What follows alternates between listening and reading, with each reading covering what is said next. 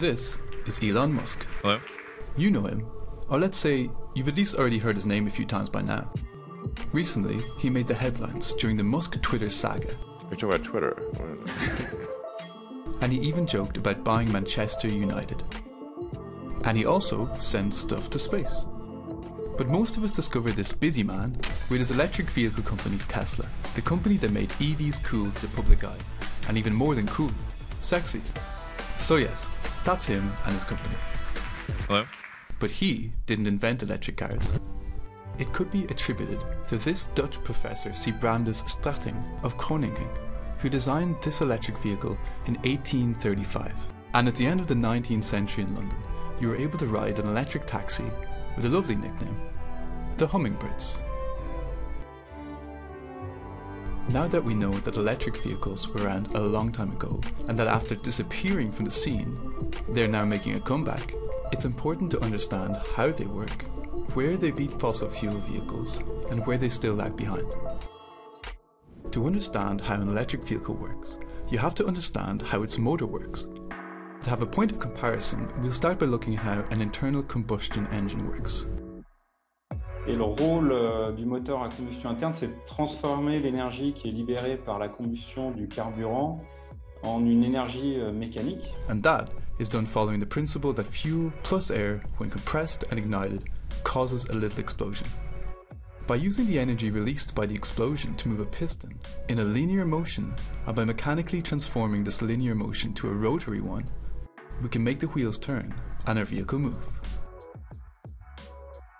On the other side, the electric motor is using electricity and magnetism to work, or to be more precise, electromagnetism. We've all seen at some point that opposite poles of a magnet attract, and alike poles repel. Car manufacturers have used this principle to build their motors.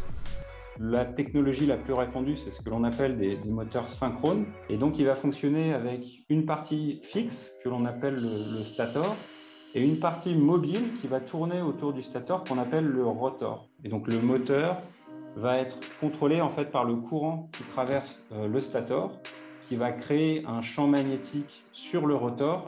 And make the rotor rotate. But for this to work, the motor must be supplied with electricity. And this electricity comes from another extremely important element, the battery.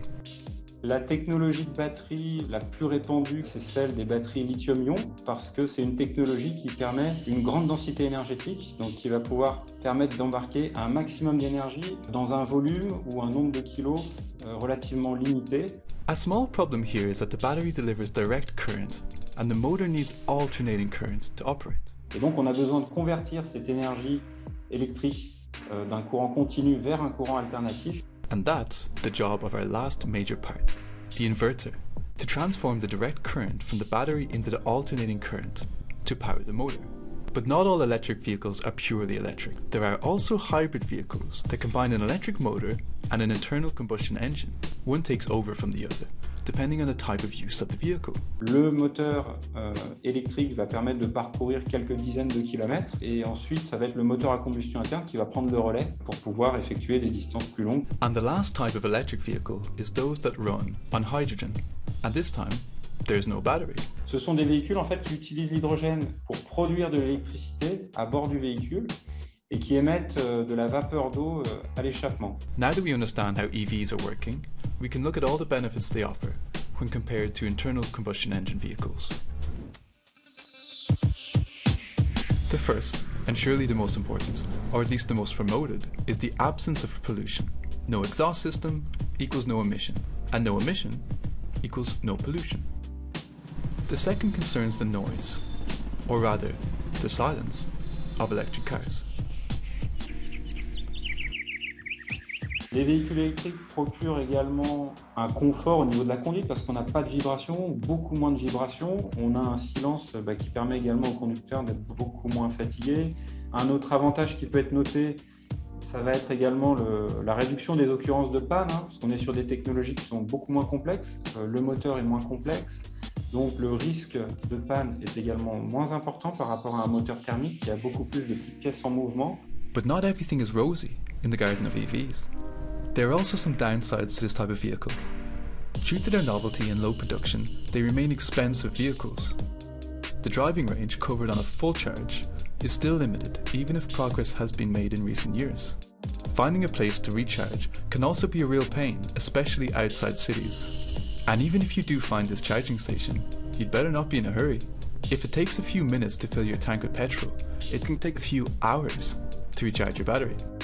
The last big drawback is once more linked to the battery, and this time to the minerals that it's made of. Lithium and cobalt are needed to build a battery, and these minerals are known to have a huge environmental impact. EVs aren't perfect, and probably never will be, but at the moment they're the best individual vehicle option that we have. If they can't be the only solution offered to mobility problems in today's world, at least they're here, and they're getting better every day.